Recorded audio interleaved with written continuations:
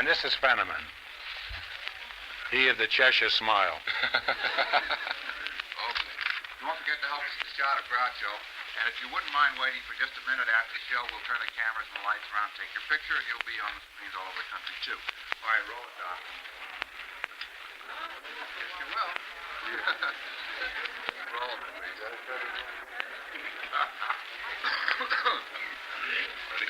All right. Nothing to get ready.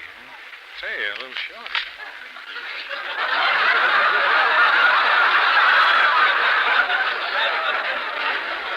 That's all I get tonight? One cup only? Damn pigs. All right. Get going, Fenneman. Ladies and gentlemen, the secret word tonight is water. W-A-T-E-R. Really? You bet your life.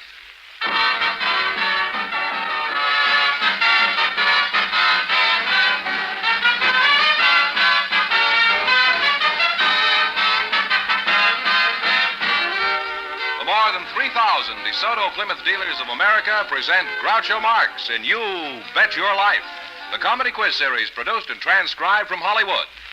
And here he is, the one, the only... Gad, what a cad. Oh, that's me.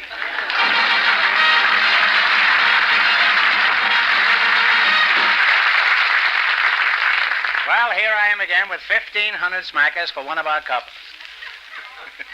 If any of them say the secret word, the duck here will come down and pay him $100. The word tonight is water. Beat it. Now, Groucho, our studio audience selected some newlyweds to be on our show tonight just before we went on the air, and here they come, Mr. and Mrs. Jerry Engel. Come on in here and meet Groucho Marx. welcome, youngsters, for the DeSoto Plymouth dealers. Say the secret word and you'll divide $100. It's a common word, something you see every day.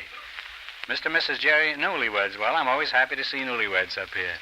It gives us a warm, cozy, glowing feeling. Say, I sound like Fireside Theater. You're the groom, I presume, huh? Pretty sharp tonight. Where are you all from? Well, I'm from Long Beach. Oh, Long Beach, huh? How long since you left Long Beach? 10 years. You mean it took you that long to get a bus? Well, You living here in... at present time, yes. I see. And Mrs. Engel, huh? What's your first name? Laurie. Laurie? Yes. Like a motor Larry, you mean? Laurie, huh? Like Annie Lou. Where are you from? The Bronx. The Bronx? And you're from Long Beach? Yes, sir. Wow. How old are you, Laurie? I realize the gentleman never asked that question, so how old are you? I'm 20. 20, huh? Whereabouts in the Bronx did you live? I used to live in the Bronx years ago. I live near the Bronx Zoo. You lived near the Bronx Zoo? I lived in it. How old are you, Jerry? I'm 21. 21, huh? What does Laurie call you when you're all alone? Oh, I'd rather not say. All right, I won't embarrass you by asking anymore. I won't press you. What do you call him, Laurie? I call him Sugar Plum. Sugar Plum? Did you pick that up in the Bronx? Or from a fruit stand? Well, let's find out something about you, too. Jerry, how newly-wedded are you? Are you still on your honeymoon? Well, yes and no.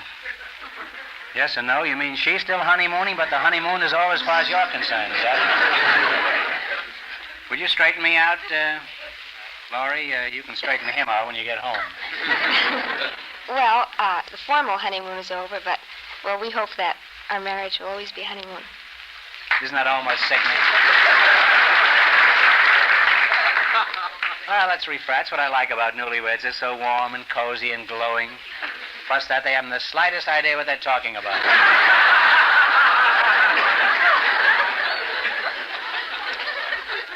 Now, I hope with you that your marriage will be a long and successful one and that you have a constant honeymoon up until your golden wedding. And then you can start slugging it out. By that time, you won't be able to. How long have you been married, Annie, Jerry, Laurie? Let's see, well, we've been married 6 months now and about 3 weeks. 6 months and 3 weeks? Uh-huh. You're still counting it by the weeks, huh? Still counting. Wait till you start counting by the decades, huh? What sort of work do you do, Jerry? Well, at the present time, Mr. Marks, I'm an auditor, and I'm hoping to become a CPA. See, it must be a pretty shady racket if you have to spell it.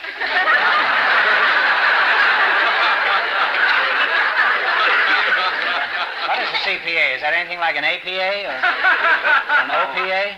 No, that stands for Certified Public Accountant. Well, how do I know you're certified? You don't even look homogenized. What does certified mean? They vaccinate you or something each morning before you go to work? Oh, well, a certified public accountant is an accountant who's been licensed by the state. He is certified by the state after he has passed an exam which consists of 4 parts, and after he has served a term of experience of at a minimum of 2 years. That's what I'm doing right now. I'm on my way to completing that experience requirement. Why do I always run into these curious occupations? Why couldn't you just come up here and say you were a plumber? No, I'm not a plumber. Well, if you were, you'd have to hire your own CPA. I know, I paid a plumbing bill yesterday. $19 for a washer. What was there about Laurie here that attracted you to her, Jerry? Particularly, I mean, was it her smile or the way she walked or... As I remember, a friend of mine had a picture of her, and he was showing it to everybody, and when I came over, he wouldn't let me see it. So I got curious, and I should think so. I wanted to find out what it was. Was it a bikini bathing suit? Or... I never found out. I just had to go to the source, and so I met Laurie, and since then I'm taking my own pictures. Now, what kind of work does a CPA do? I hate it.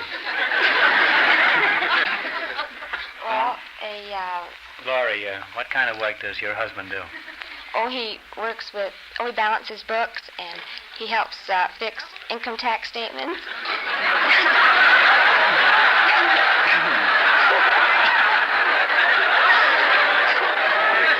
There's hardly anybody that isn't.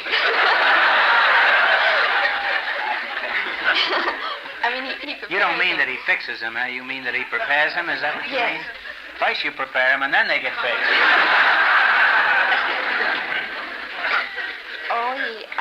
He balances books, and he He's a works. juggler, in other words.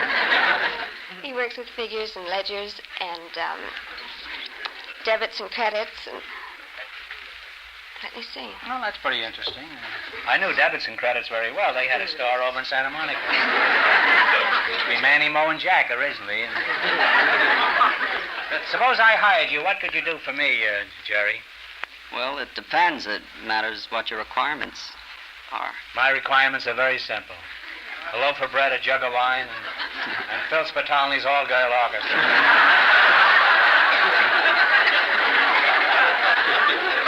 We used to say, don't Spitalny floor years ago, but never got a laugh, so we could say it. Well, Jerry, stop evading the issue. What kind of services could you perform for me? Well, I could manage your personal affairs.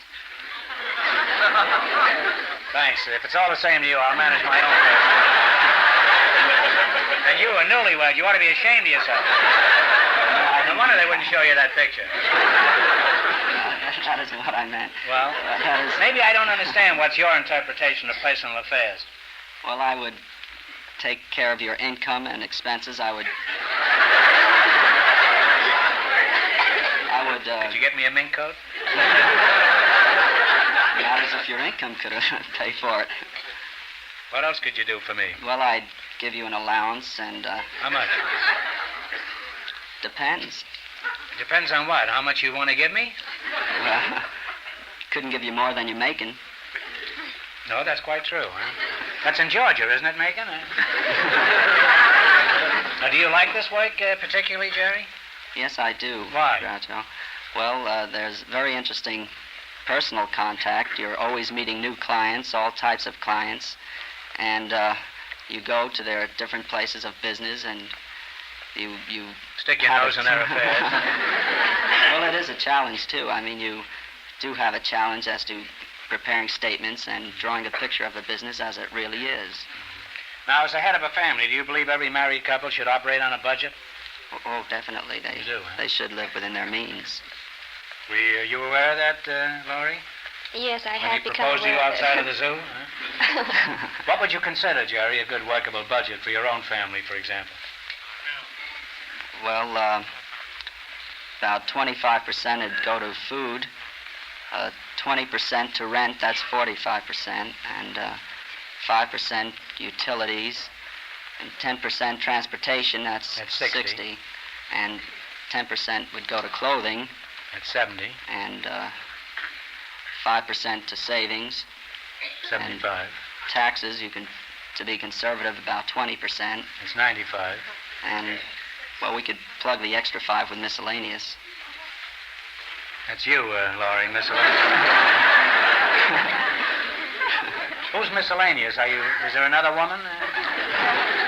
Well, Do you agree with this budget, Laurie, or do you think you could make out on that? Well, Jerry eliminated old vacations and good times. Yes, entertainment. That's quite true. Now, how much do you think should be allotted for entertainment, for example? Oh, I don't know, about 12%? And how much would you set aside for vacations? Oh, about 10. How does this add up with your ideas, Jerry? that makes 122% of my income. Kids, I predict your marriage will be a long and expensive one. You better win some money here tonight. Now, in just 1 minute, you're going to play You Bet Your Life for a chance at the $1,500 question. But before you do, here's something that every young couple should know. All right, now let's see how you work together as a team. George, would you mind explaining the rules to these Hansel and Gretel over here? All right. You bet as much of your $20 as you want on each of 4 questions, and the couple that earns the most money gets a chance at the $1,500 DeSoto Plymouth question later in the show. It's the voice of doom here. Warden Laws.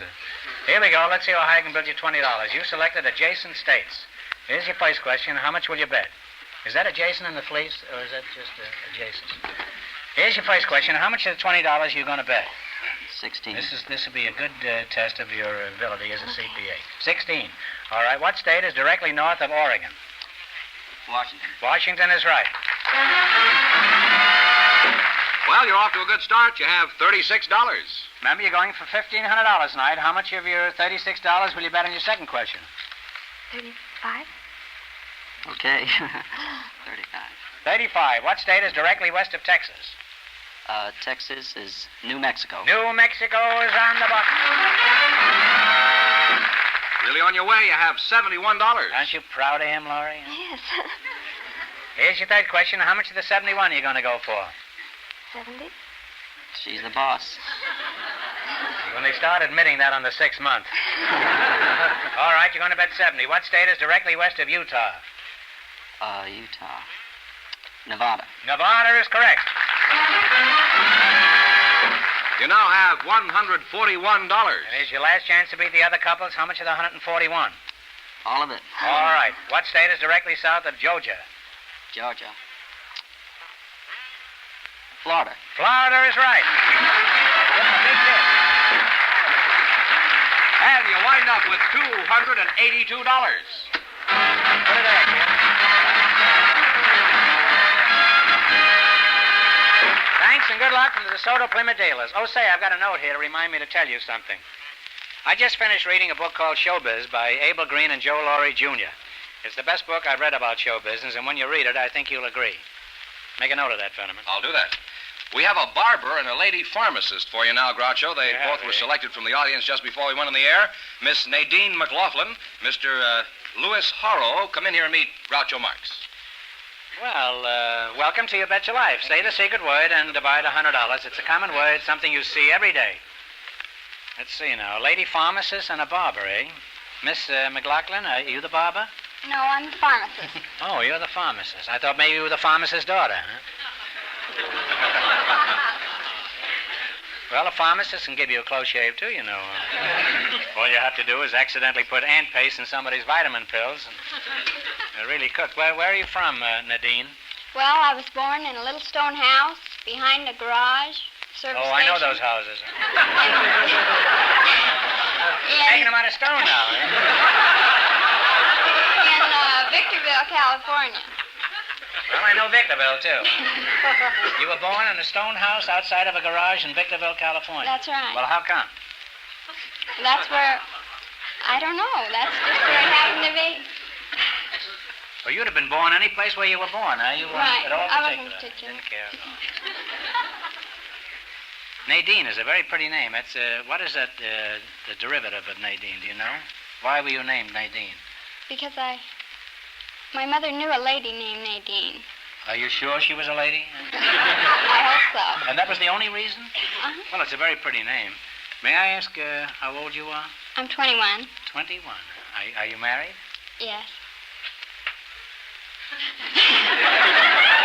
Well, I'm off to Mexico anyhow. Tell me, you say you're married. Is he a pharmacist mate? Well, yes.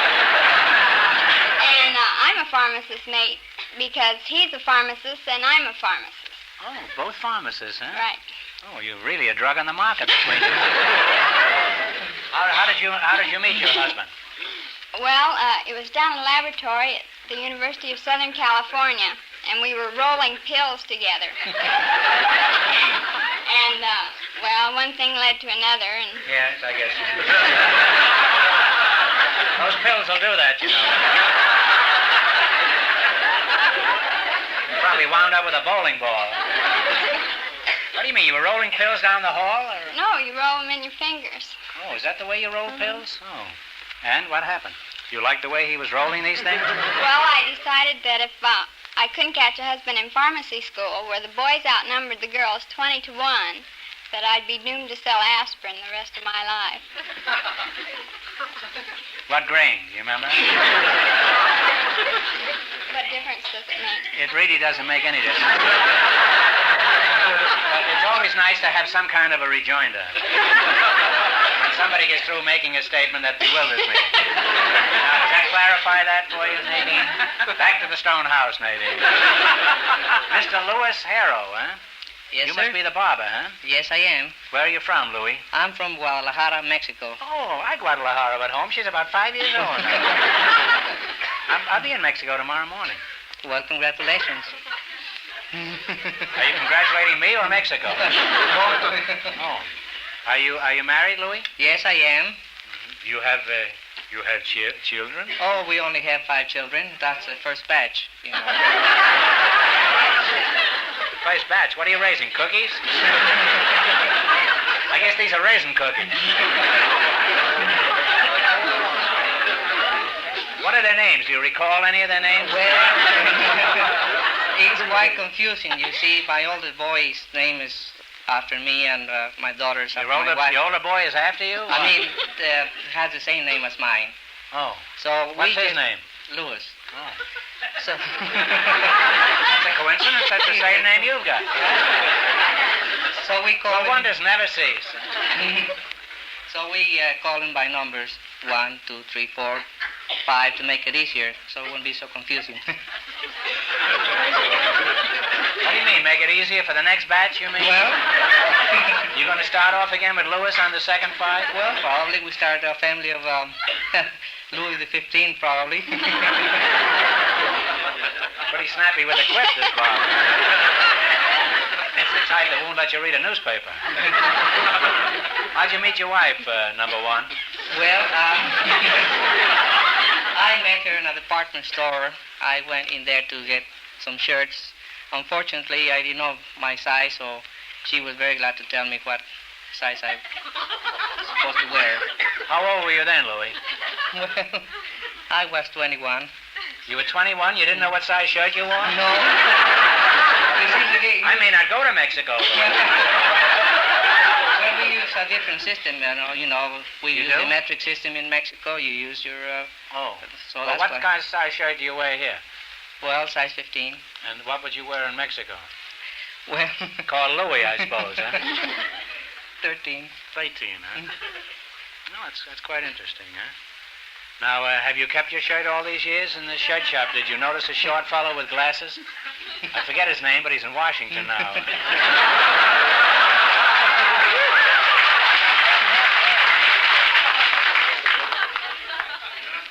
Was this And then what happened with this girl after she told you what size shirt you wore? Well, I kept on coming to the store every day to buy a pair of shoelaces. Next day, maybe a tie or something like that. She was in all different departments, huh? Well, I was always chasing after her. I see. And you finally lost your shirt, is that it? Finally. Well, what happened then? Was this girl the only one you took out, Well, or did you have dates with other women? No, I took her mother, too. What was her mother selling? Well, she was a perfect chaperone, so we took her along with us. You mean you went out on a date? You took the old That's lady right. along, too? Yes, indeed. And what happened? Well, Silly question, huh? you know, the 5 children.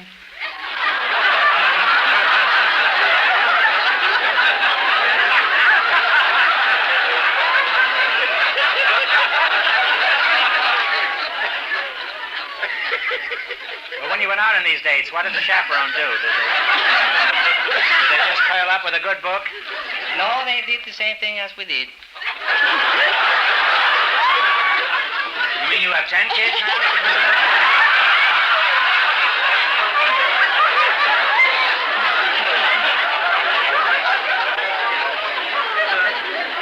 I stayed away from Mexico too long. Was this here or in Mexico? No, this was here. Oh, well, maybe I'll cancel my trip. Now, Nadine, you're a pharmacist, eh? Where do you work? I work out in Westchester at Converse Drug. Congress Drug, eh? Converse. Converse Drug? Uh-huh. Is it like Horton and Converse? I think the nephew. I see. What happened to Horton? It's like that Malino and Simon. I told you about Simon getting smaller all the time. Malino's getting bigger on those benches. What a rooking Simon must have got. Well, what are your duties as a pharmacist? Do you sell people gopher traps and suspenders and beach balls and things like that? No, I'm a pharmacist. I fill prescriptions, make up solutions, check the stock, roll a few pills. You like that, huh? Yeah. Well, suppose a doctor has a hypochondriac like me and he wants to give me something harmless just to shut me up. What would he prescribe? Placebo, I guess. Placebo, that's in Mexico, isn't it? I'm not really sick. I'm just a hypochondriac. What's a placebo? Do you know, Louis? Well, placebo is, I'm not a pharmacist, but Well, I'm not. I think it's some kind of a pill.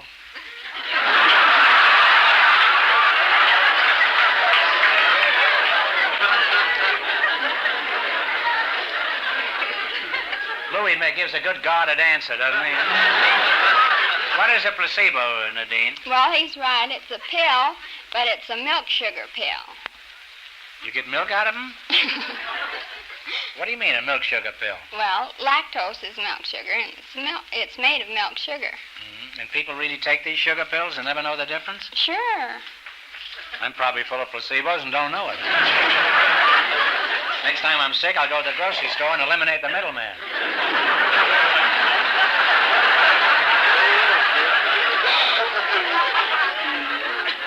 Do these lactose pills have any other value other than poisoning the victim? Oh, sure. They have a psychological value. They have. The people take them for the imaginary sickness, and Psychosomatic, you mean, huh? right. And the pills do a lot of good because the people really didn't have anything in the first place. Well, you assume that most people are hypochondriacal? No. Hmm? No. Just a few of them, huh? I noticed some strange language on my prescription. Now, what language is that? That's probably Latin. It's very appropriate, writing a prescription in a dead language. Why do doctors write their prescriptions in Latin? So the patients can't read them. What is their purpose in keeping the patient mystified? No, really, the true reason is that Latin's an international language, and It is. so the prescription could be filled in any country. Mm-hmm. Well, has Horton got a place in, or Convoy's got a... Could you give us a typical symbol of Latin? Well, there's PRN, pro re nata. PRN. What does that mean? Give this sucker a dose of sugar? No, that means as needed, take as needed, or so forth. Well, let's get back to your barber shop, Louis. By the way, where is it? Well, that's located at Bullock's, Wilshire. No, you can get clipped on any floor there. On the fourth floor.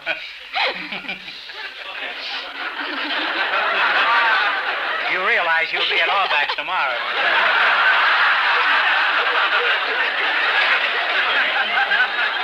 In the basement, too, huh? What's a barber shop doing in a department store? Well, that's mostly for the convenience of the customers. This is specialized only for children. So that's why I don't wear anything white. So the children won't think I'm a doctor. And after the performance is over, after the haircut, they all... Performance, you call it. Well, yes, indeed. It's quite a trick to cut some of those little boys' hair sometimes. Well, then I give them a cookie or bubble gum, which they prefer. Well, are there any other differences between cutting children and adults' hair? Well, let's put it this way. I'm just like a flyer. What can be a flyer and can be a stunt flyer. So the children move so much that I have to be quick on the trigger.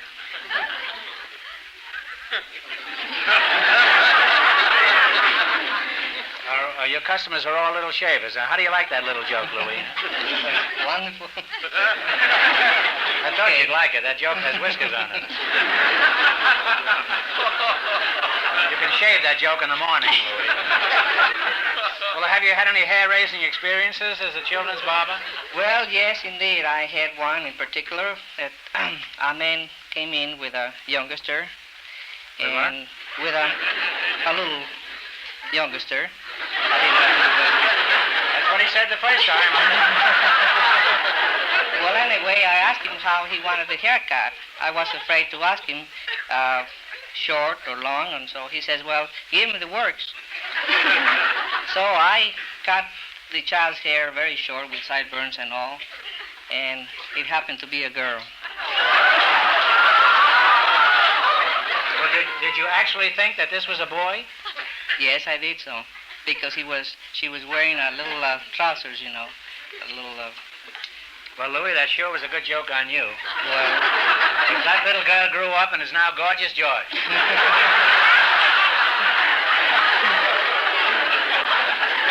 Well, you've taught me a lot tonight, and if I'm smart, I'll never take another pill unless I'm getting my hair cut.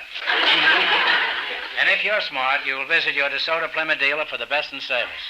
Remember that, Nadine. And you too, Louis. Now you're going to play You Bet Your Life. You beat our other couples, and you'll get a chance at the $1,500 question. I can't tell you how much you have to win, but George is going to remind our listeners. Here we go. Let's see how high I can build you $20. You selected famous physical characteristics. Here's your first question. How much of the 20 will you risk? Talk it over. That's your partner, Nadine. That's not what we selected. This is not what you selected? No. There's foul play here. Rivers, didn't we? Rivers? Uh-huh. You got an old man out there with Rivers? Old man Rivers. Don't. Wait a minute. Yeah, all right. Well, I'm sorry. There'll be heads rolling here in the morning. There's a crook backstage here someplace. Have you met Mr. Dwan, the director? All right, here we go. Let's see how high I can bid you $20. You selected United States river cities. Seems to me I said that. Here's your first question. How much will you bet? Well, 16. 16. Are you sure you're married, Nadine? Yes. Oh, I'm sorry. All right, it's $16. On what river is the city of Cincinnati? Ohio. That's right, Ohio. You know, you can talk it over. Well, you're on your way. You have $36. Remember, you're going for $1,500 tonight. How much of the 36 will you bet on your second question? 33. How much? 33. 33. On what river is the city of El Paso? Rio Grande. Rio Grande is right. You now have $69. Rio Grande. Here's your third question, then. How much will you bet at the 69 smackers? How many more rivers do you know? That's hard to tell. Well, let's go, Rivers. He fought battling Nelson and old man Rivers.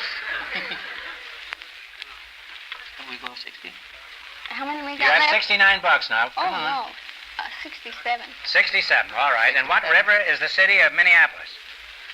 On what river? Talk it over and take a stab at it if you don't know. On what river is the city of Minneapolis? St. Lawrence? Yes. St. Lawrence? I'm surprised at you. Mississippi River runs all the way down from Minneapolis down to New Orleans. You now have $2. All right, here's your last chance to beat the other couples. How much will you bet? Was it $2? $2. On what river is the city of Albany? Albany, that's in New York. Take a guess. Well, it's the Hudson River. Groucho. And that was a very easy question. Well, we can't let you go away from here broke. I'll give you one more question. You answer it correctly, and we'll see that you don't leave here with less than $25. You've got nothing, so the $25 will make up the difference. That's obscure to me, too. Now, think hard now, and please no help from the audience. In what city do you find the Hollywood YWCA? Hollywood? Hollywood is right. Put it in. Sorry.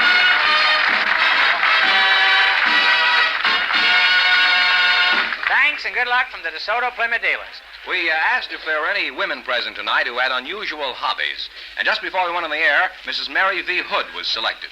Her partner, Mr. James W. Monte, is a very unusual man, Groucho, and I'm sure you'll understand why I invite him to be at our show tonight when you meet him. So, folks, come on in and meet Groucho Marx. Welcome, kids, for the DeSoto Plymouth dealers. Say the secret word and divide $100. It's a common word, something you see every day. Right up there, that's right.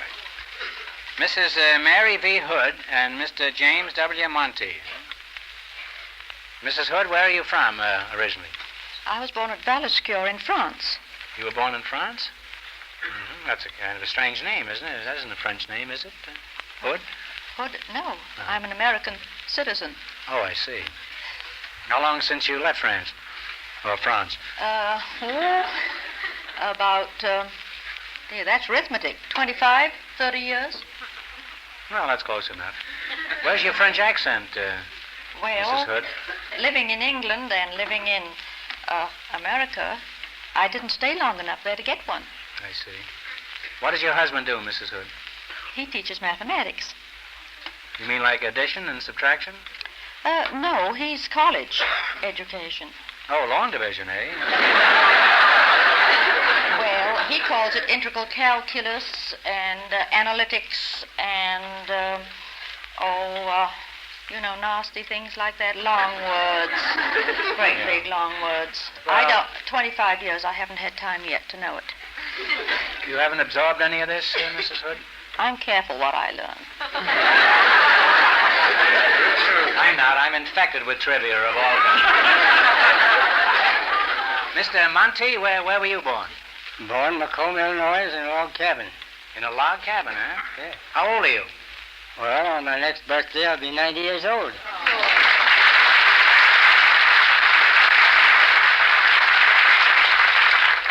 Well, you must have been born quite some time ago. 3 days ago. You're almost 90 years old? Yes, sir.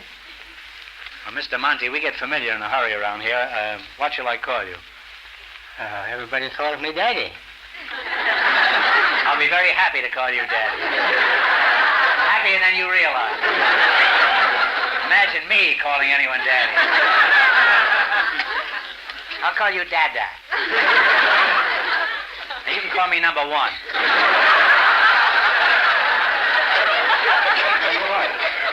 Or Louis, if you prefer. Are you married, Dad? Yes, sir. You are, huh? How long you been married? 57 years.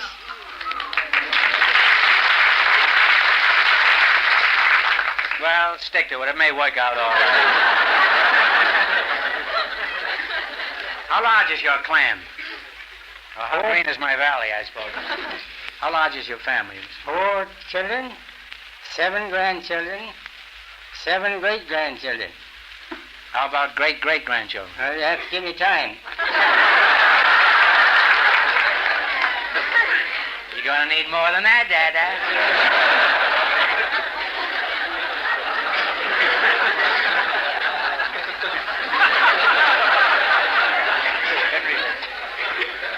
Mr. Monty, how did you meet Mrs. Monty?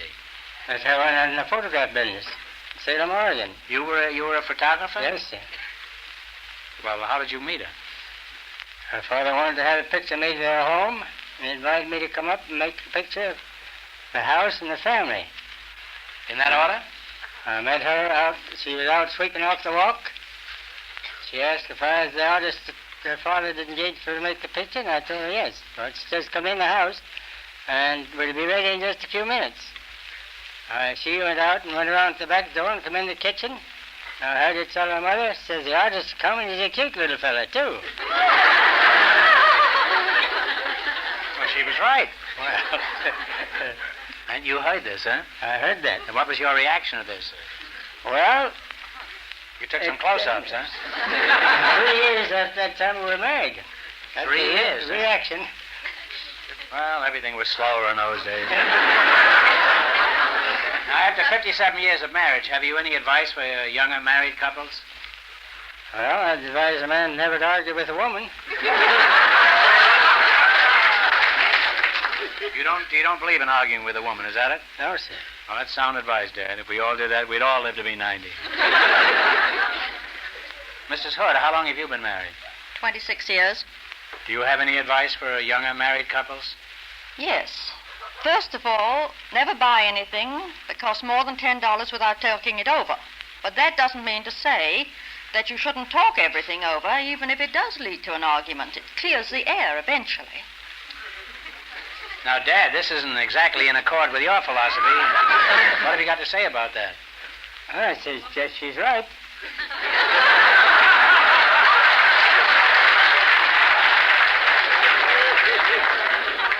No wonder he got to be 90. Dad, I predict you'll be on this program to celebrate your 190th birthday. Well, I hope so. Well, I hope so, too. I hope I'm sitting here. Now, Dad, Fenneman says you're a very unusual man. I'd like to know why, besides the fact that you're a vigorous, healthy 90. Because I fly. You mean you just flap your arms and take off? No, sir. I fly an airplane. You fly an airplane? Yes, sir. Well, that's easier than flapping your arms. Wait a minute, 90, you actually pilot a plane? Yes, sir. It's extraordinary. At 90, a man is unusual if he can pilot a rocking chair. How long have you been a pilot, Junior?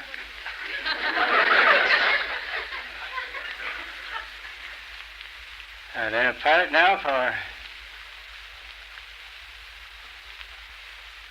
quite a while. It's a young fellow. Well, that was quite a while, all right. I just saw my plane leaving without me. I'm curious, are there any licensed pilots around who are older than you? I'm told I'm the oldest active licensed pilot in the world. Oh, when did you first get the urge to pilot a flying machine? When I was 8 years old. Well, that's old enough. Why didn't you fly one? Well, they wasn't invented at that time. Flimsy excuse if I ever heard it. Well, how did you get the urge to fly if there weren't any airplanes? I had a vision that I'd fly like the heavy-bodied birds, soar through the skies from city to city and ocean to ocean. Nobody could ever talk me out of it. Well, you should have patented your vision, then you'd be rich. Perhaps you are. Now, Mrs. Hood, I understand you have an interesting hobby. Could you tell us what it is? Well, I'm an ecologist. I'm sorry, but that isn't the secret word tonight. It's a nice try, though. What do you mean, an ecologist? We study the interrelationship of plants, animals, soil, and water. Oh. That sort of thing.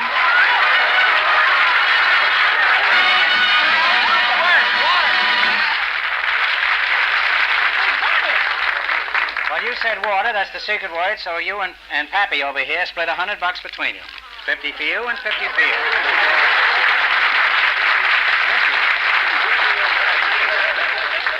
In other words, you're a conservationist. Is that right?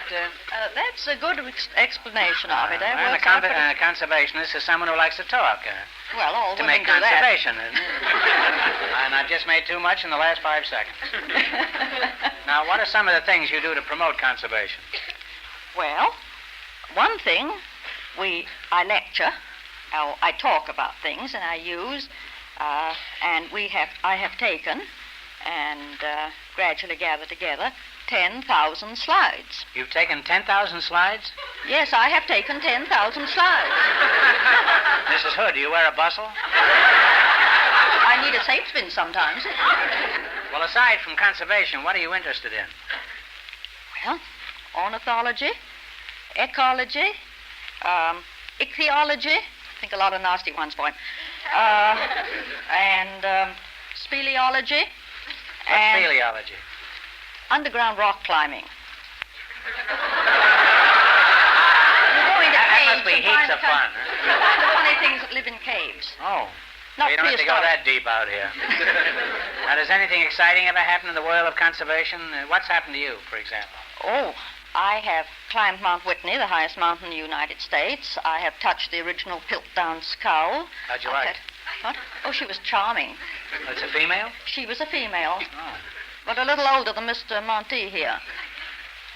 It was the original, earliest skull that ever was found in England. That was a long time ago. And both for me and for the skull. And then there was the time I went to Carthage, had my 12th birthday in Carthage. And then last summer, hiking in Yosemite, we discovered a subglacial torrent. The remains of one, because there aren't any big glaciers now there. We've had fun just hiking around. Yes, it's too bad. Yes, I've always wanted to see one in full bloom. Fascinating. Now, Dad, in your 90 years, what's the most unusual thing that ever happened to you? Oh, driving the stage out of Dodge City, Kansas. You drove a stagecoach? Yes, sir. 81 and 82. Is that so? Stagecoach, huh? They still have them here. Ben Bard is a stagecoach, isn't he? The 4 horses and 4 mules that drove with that. You drove 4 horses and 4 mules? 4 horses or 4 mules. Oh, I see. Well, put on your wings again. Let's talk flying. Is there any special ambition you have as a pilot? I want to fly a jet.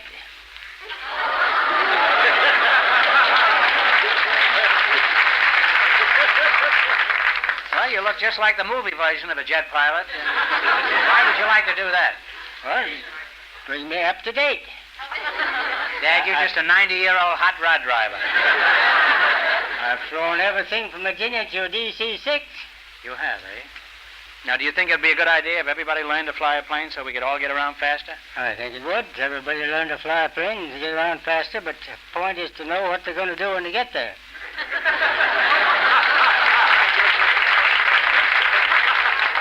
Well, that problem isn't facing me till tomorrow. Huh? Now, Dad, you're all right, and even if you weren't piloting in an airplane, the rest of us would still have to look up to you.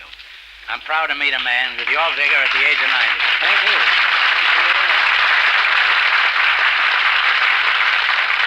I want to shake the hands of the woman who touched the Piltdown skull. It's always been a yearning of mine. Well, it's been interesting talking to you two, and Dad, you've restored my confidence in flying. I won't get sick anymore when I lick an airplane stand.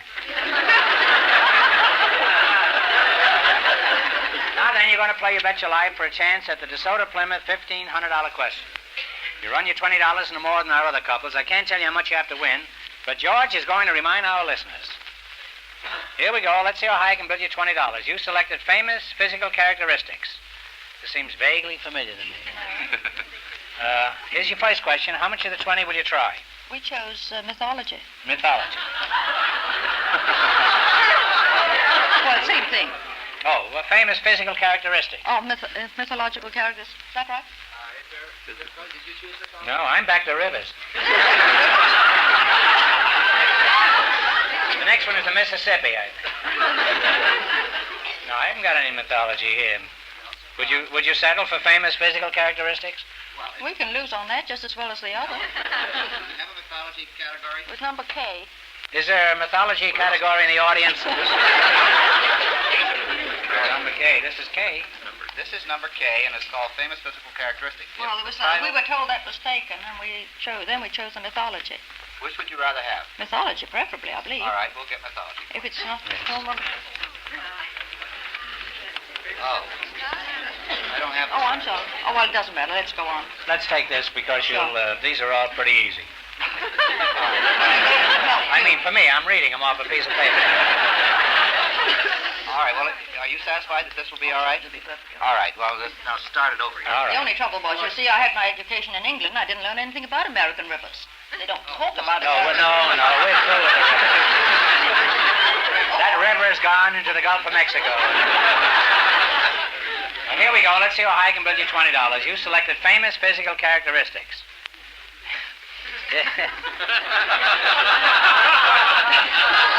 Go out? I'll go out with him.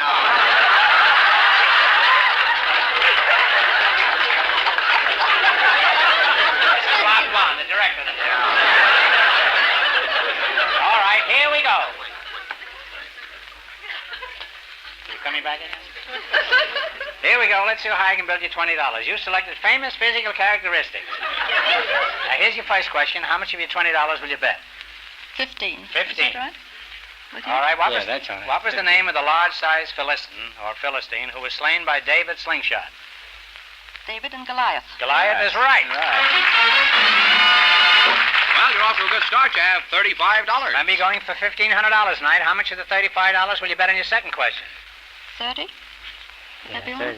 $30. $30. What was the name of the little wooden boy whose nose grew when he told a lie? Pinocchio. Pinocchio is right. You now have $65. Here's your third question. How much of the 65 will you bet? 60. Goodness. 60? What long-nosed poet helped woo his friend's girl, Roxanne? Oh, I know it. Suivez ma panache blanche. Cyrano de Bergerac. Serrano is right. You've now climbed to $125. Imagine a French woman almost missing that, huh? $120. Is that what you're going to bet? Okay, here we go. The last chance to beat the other couples, $120. What was the name of the strong man who was weakened when his hair was cut? Samson. Samson and Delilah. Yes, you can.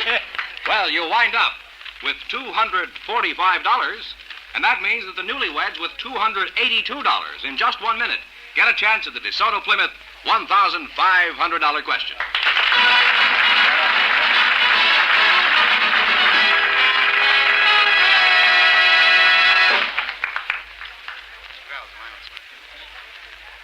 Harriman is the line? Me?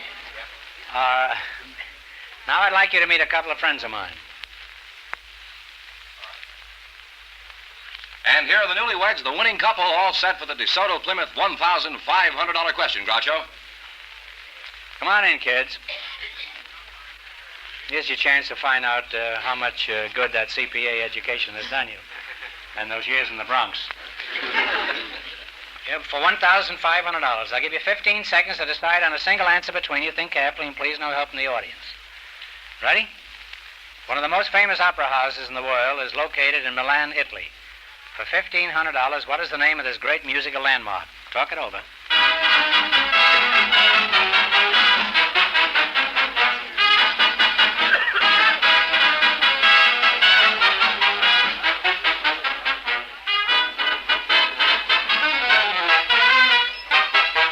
All right, what's the answer you two have decided upon?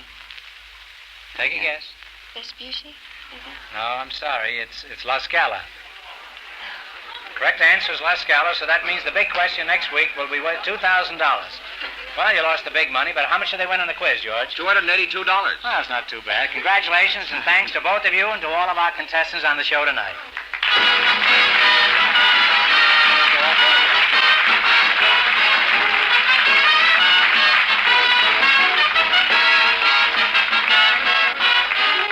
Be sure to tune in again next Wednesday night at the same time for the Groucho Marx Show, when the big question will be worth $2,000.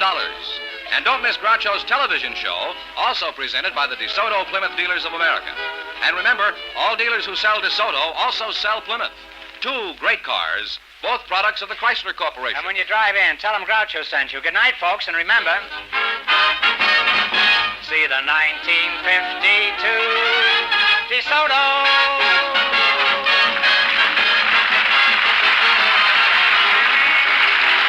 Folks, here's a reminder from the National Safety Council. You can't control the weather, but you can control your speed. You Bet Your Life, transcribed from Hollywood, is produced by John Goodell, directed by Robert Dwan and Bernie Smith. Music by Jerry Fielding. This is George Fenneman signing off for the more than 3,000 DeSoto Plymouth dealers from coast to coast.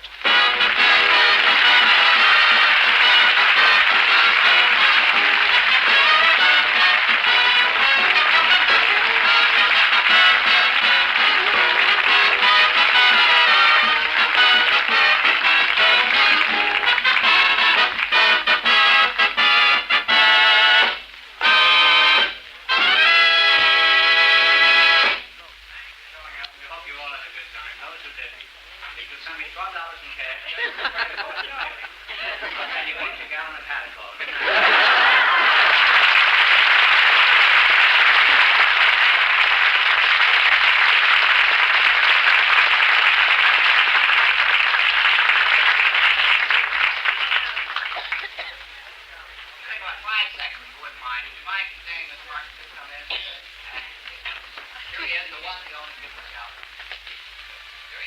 the only.